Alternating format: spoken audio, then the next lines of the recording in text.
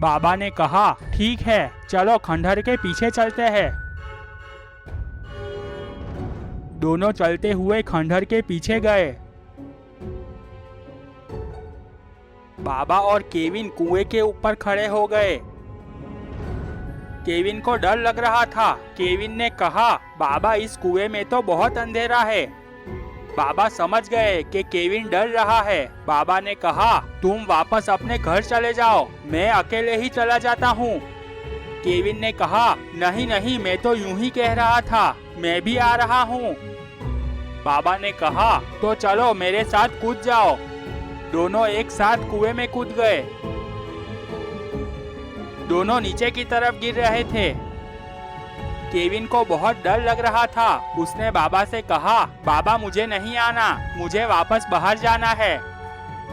बाबा गुस्से में आ गए और बोले, मैंने पहले ही कहा था कि तुम मत आओ, अब कुछ नहीं हो सकता। दोनों नीचे की तरफ गिर रहे थे। थोड़ी देर बाद बाबा और केविन दूसरी दुनिया में पहुंच गए। बाबा और केविन इधर उधर देखने लगे। बाबा ने सोचा, ये कौन सी दुनिया है। उधर बहुत सारे पेड़ थे, पर पेड़ पर एक भी पत्ता नहीं था। सब पेड़ सूखे हुए थे।